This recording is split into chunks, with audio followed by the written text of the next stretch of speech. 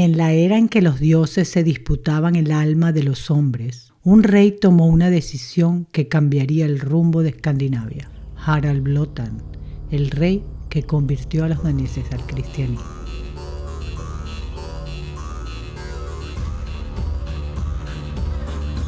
Bienvenidos a Historias Boreales, el podcast donde exploramos el pasado y la cultura de Dinamarca y las tierras del norte, con episodios que van desde los vikingos hasta nuestros días. Les habla Paula Oropesa desde Copenhague, para hispanohablantes curiosos de todo el mundo.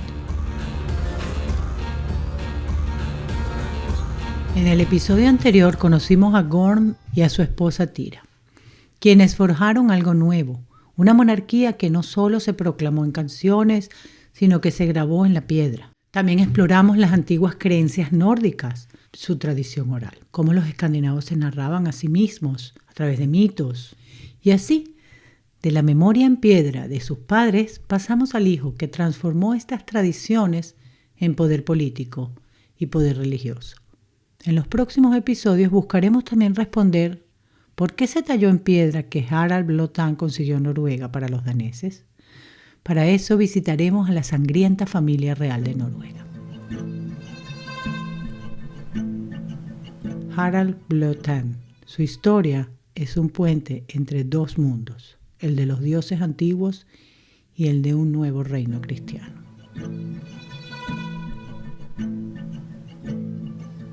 Y aunque de su vida personal se sabe poco, su legado sigue resonando, incluso en nuestros dispositivos electrónicos. Escuchemos su historia y descubrámoslo juntos. Pero primero, un detalle curioso. ¿Por qué su nombre? En danés, Blåtand. Harald Blåtand, diente azul, y en inglés, Bluetooth. De allí viene el nombre de la tecnología de Ericsson, que es una empresa en el sur de Suecia, tecnología Bluetooth, que permite conectar varios dispositivos electrónicos sin necesidad de cables. El logo son las runas unidas de sus iniciales, las runas Hagal y Berkana, que corresponden a las iniciales de Harald y Blåtand.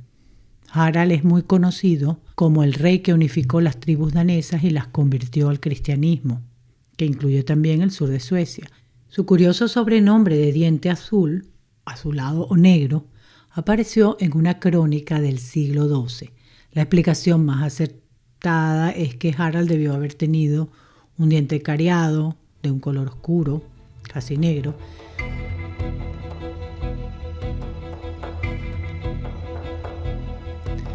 La lucha por el poder no se libraba solo en el campo de batalla, sino también con símbolos, monumentos y relatos para trascender en la memoria.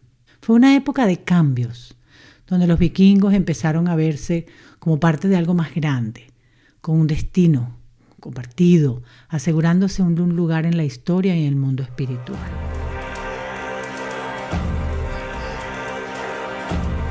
En este escenario aparece Harald I de Dinamarca, quien reinó entre 950 y 987, primero junto a su padre, después en solitario. Parece que esta práctica de cogobierno era bastante común. Se habla de el cogobierno de Harald Knud el Regio, junto a Gorm, de Harald con Gorm y de Harald con Sven Barbapartida, su hijo. Harald no fue solo un guerrero y conquistador, entendió el poder de la narrativa. Él fue el artífice de un juego político que le permitió establecer relaciones con emperadores y reyes europeos. También fue el responsable de muchas de las construcciones de la era vikinga que aún siguen en pie.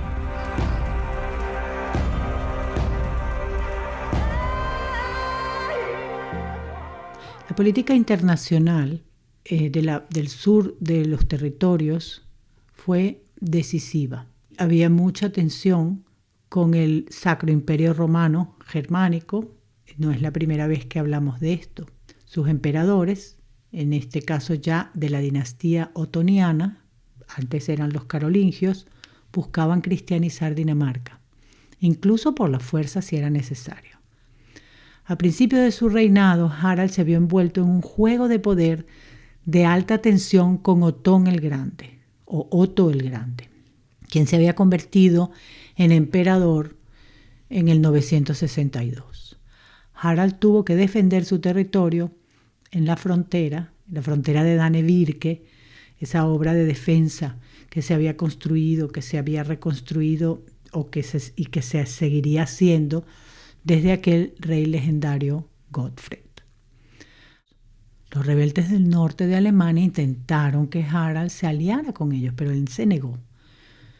Curiosamente, poco después, el cronista Widukind de Corbie relata que Harald decidió recibir el bautismo de manos de un sacerdote llamado Popo. Es probable que Popo fuera un enviado del arzobispo de Colonia, quien era regente de Otto. Su paso al cristianismo en una época de intensas luchas parece haber sido una decisión estratégica más que forzada, aunque algunos relatos afirmen lo contrario. Veamos. Las crónicas dicen que en la época de Harald, los daneses vivían en una especie de frontera entre dos mundos. Por un lado, ya conocían el cristianismo, pero seguían adorando a los viejos dioses, a Thor, a Freya, a Odín. Imaginemos un festín lleno de humo, de vikingos tomando hidromiel, discutiendo encendidamente. Cuentan también que en un banquete que los daneses en la disputa defendían que Cristo podría ser un dios, pero no el más poderoso, ya que los dioses nórdicos mostraban milagros y señales más grandes. De pronto, un clérigo llamado Popo se levantó y declaró que solo existía un dios verdadero. Dijo que los dioses daneses no eran más que demonios disfrazados. El rey Harald, que era conocido por escuchar con paciencia pero hablar con cautela, le lanzó un reto. ¿Estás dispuesto a probar tu fe? Popo aceptó sin vacilar. Al día siguiente, un gran fuego se encendió y un pesado hierro se puso al rojo vivo sobre las brasas. Popo tomó el hierro con sus manos desnudas y lo sostuvo durante el tiempo que Harald ordenó. Cuando lo soltó, su piel estaba intacta, sin quemaduras. La corte entera estaba atónita. Aquello fue interpretado como un milagro. Harald se convenció y declaró a Cristo como el único Dios, ordenando a su pueblo que abandonara a los ídolos. Además, honró a los sacerdotes y protegió a la iglesia. Así lo cuenta la crónica sajona de Widukind, escrita en el 967, solo unos años después de los hechos. Y aunque los historiadores debaten si este milagro ocurrió de verdad o si fue una forma de legitimar la conversión de Harald, la historia ha perdurado como una de las grandes leyendas de la cristianización en el norte. Una escena digna de una saga, donde la fe vence el fuego.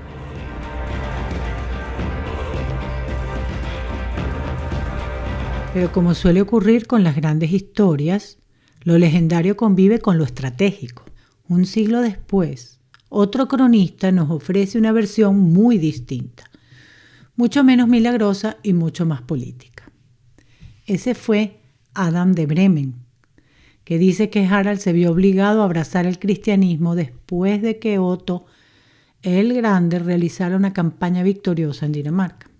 En su relato, la conversión de Harald no es un acto sobrenatural, sino una consecuencia de las alianzas y presiones que tejían la red de poder en el norte de Europa. Pero también hay preguntas, porque ¿por qué Widukind, que era parte de la corte de Otón, no le dio el crédito del bautizo de Harald, sino que fue más cauteloso creando la leyenda?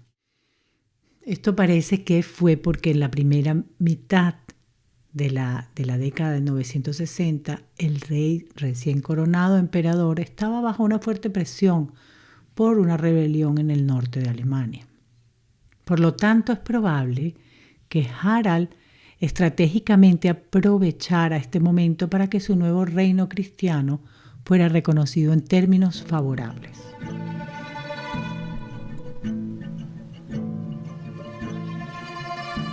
Su padre Gorm había rechazado esta presión, pero Harald, en cambio, decidió bautizarse.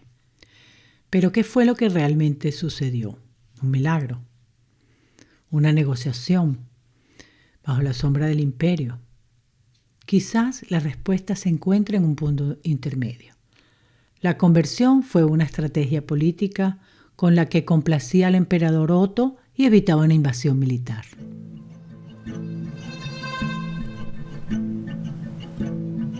En la era vikinga, la política y la religión rara vez caminaban separadas. El hierro ardiente pudo haber sido una metáfora, una manera de vestir de forma maravillosa un proceso muy terrenal, la necesidad de Harald de legitimar su poder en un tiempo de guerras, de pactos y fronteras movedizas. Por otro lado, probablemente Harald desempeñó un papel activo en la política del mar Báltico. Una piedra rúnica de Jutlandia cuenta que se casó con Tove, hija del príncipe abodrita Mistivoj. Los abodritas eran una confederación de tribus eslavas que vivían en territorios que hoy forman parte del norte de Alemania y Polonia. En ese momento eran aliados estratégicos del Sacro Imperio Romano Germánico.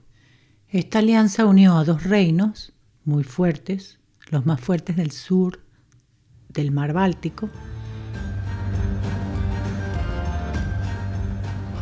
Si estás disfrutando este viaje por la historia danesa, te invito a suscribirte a Historias Boreales.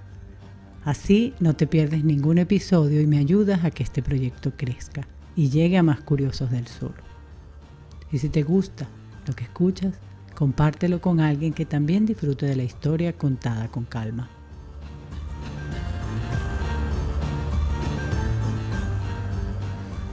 Harald es el primer rey danés que dejó una autobiografía. En su gran estela rúnica de Jelling hizo inscribir las palabras: Harald, que ganó toda Dinamarca y Noruega e hizo cristianos a los daneses. Pero ¿qué hay de cierto en esta afirmación? ¿Qué significa que la piedra diga que Harald ganó Noruega? Para entenderlo, veamos qué estaba pasando allí.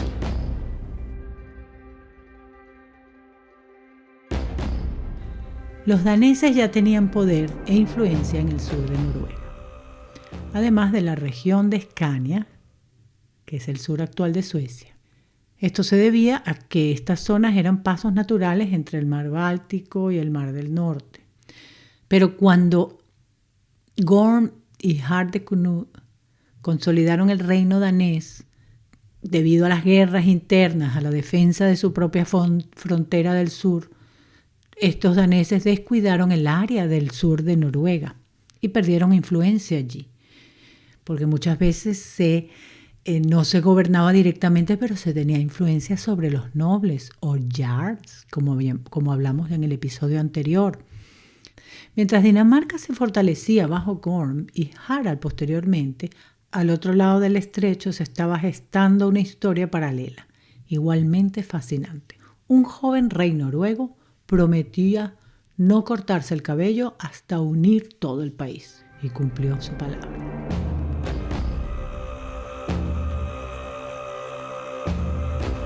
Harald Hårfagre en danés, Fair Hair en inglés, quizás lo hayan oído, y en español, Harald, cabellera hermosa. Este Harald expandió su poder hacia el sur y es considerado el primer rey de toda Noruega. Su fascinante apodo se lo ganó porque prometió no cortarse ni peinarse antes de poder llamarse rey de Noruega. Le tomó cerca de una década, pero al final todos los demás reyesuelos estaban muertos y se habían sometido a su gobierno. Según la leyenda, una muchacha a la que cortejaba fue la que dijo que solo se casaría con él si lograba conquistar Noruega. Y así lo hizo. Harald tuvo muchos hijos con varias mujeres, tuvo muchas esposas y los nombró gobernantes de sus respectivas regiones de origen. Sin embargo, estos hijos se convirtieron en un grupo violento y difícil.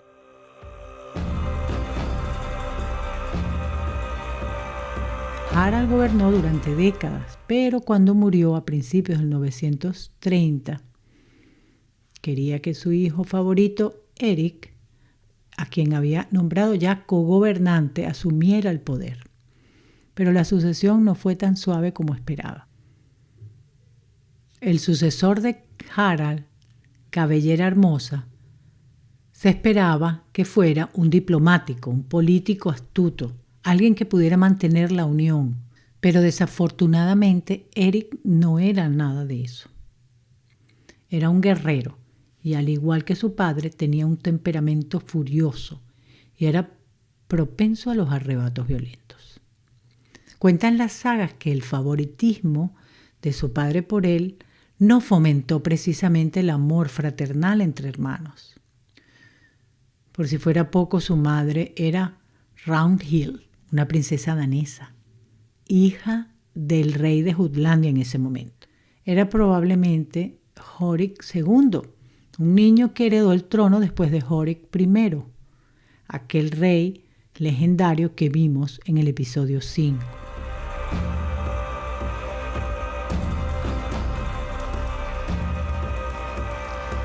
A Eric de Noruega le llamaban Hacha Sangrienta.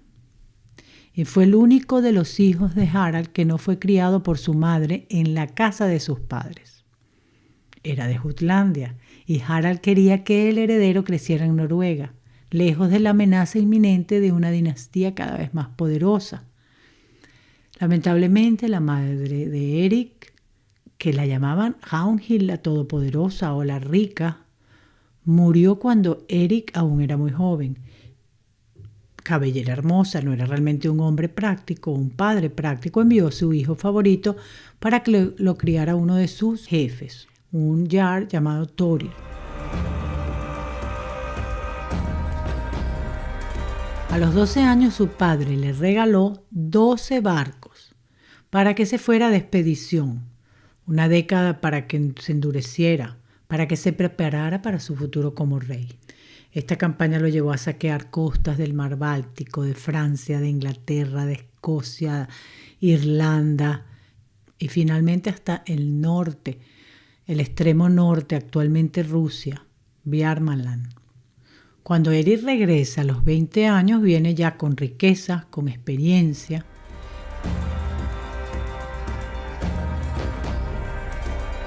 Hay varias teorías para explicar el apodo de Hacha Sangrienta.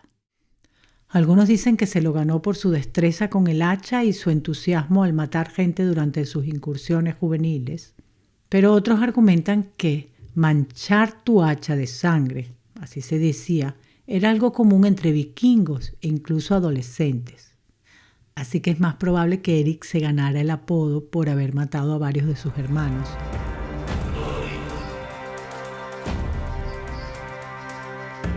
Runval era un hermano que le gustaba la magia, al igual que a su madre.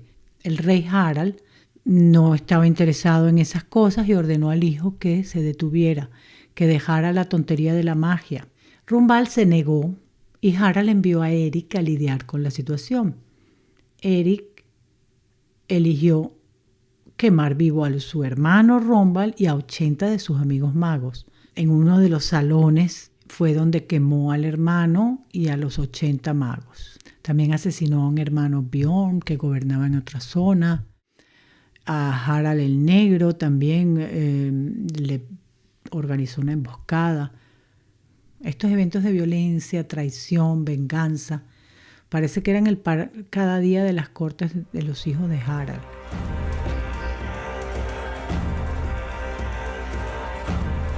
Un ejemplo. Dos de los hermanos, Audun, Piernas Largas, y el Reluciente, mataron a un aliado de su padre, a Ragnvald, quemándolo vivo. Ragnvald era el mejor amigo de Harald, el rey Harald, y fue quien le cortó el pelo. Su hijo, o sea, el hijo de Ragnvald, los alcanzó y mató al Halfdan Piernas Largas. La leyenda cuenta que lo sacrificó a Odín con un águila de sangre. Un águila de sangre es un método de tortura y ejecución que se menciona en la literatura, en algunas sagas nórdicas. Un ritual donde las costillas se abrían como alas. Una forma de ejecución y de sacrificio humano a los dioses. Además, a las heridas le echaban sal. Antes de que la venganza pudiera ir más lejos, el rey intervino. Decretó que todas las tierras que los hijos habían quitado a Ragnvald se las devolvieran a su hijo. Esto es en Noruega y en las Islas Orcadas, que son en el norte de Escocia.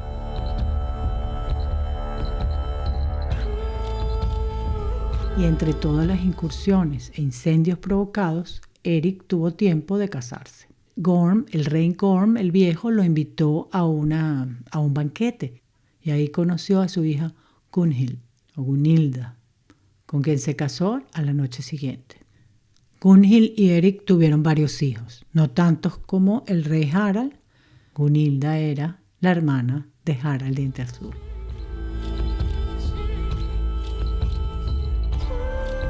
Pero no contaba con que tenía un hermano menor, Hakon, que estaba en Inglaterra. Él había crecido bajo la tutela del rey Ethelstan y el rey Ethelstan vio muy propicio enviarlo a Noruega para que luchara contra su hermano Eric. Así que le dio algunos hombres, algunos barcos. Esto era un buen momento porque ya estaba la gente muy cansada del gobierno despótico de Eric y de Gunhild, y a diferencia de su padre, Eric no tenía el toque político, no se había ganado a la gente. Hakon llegó y sin luchar se hizo muy popular. Hakon prometió bajar los impuestos y rápidamente además fue proclamado rey de varias regiones. Eric se dio cuenta de que había perdido y huyó de Noruega para siempre. Eric solo gobernó un par de años. Pasaría el resto de su vida en el exilio. Primero fue a Dinamarca, su cuñado lo recibe y luego se va a las Islas Británicas de expedición, que era lo que más le gustaba hacer. Pero el rey Ethelstan le ofreció un puesto de rey en Jorvik, la actual York. Eso era para que no atacara a Inglaterra. Al final, Eric tampoco fue un buen rey allí, fracasó, lo derrocaron y lo asesinaron. Y mientras tanto en Noruega su hermano Hakon, que se convirtió en Hakon el Bueno, Hakon, tomó el control del país. En ese hervidero de sangre y ambición, Gunhild, la llamada madre de reyes, tejería alianzas y eliminaría rivales para sus hijos. Volveremos a hablar de ella en el próximo episodio. En este episodio hemos visto cómo se van formando los reinos, cómo la política, la religión y el poder se entrelazan en la era vikinga. Hemos recordado las costumbres que hemos visto en otros episodios, las alianzas, los festines, las incursiones y la constante lucha por la supervivencia y el control. Gracias por acompañarme en este viaje, este recorrido por las sagas, por las piedras rúnicas. Y si quieren apoyar el podcast, dejen una valoración en Spotify, en Apple Podcasts, en YouTube. Así más oyentes podrán descubrir historias boreales. En el próximo episodio entenderemos cómo Harald Diente Azul consigue Noruega y hablaremos de sus famosas construcciones, las fortalezas circulares que consolidaron su legado.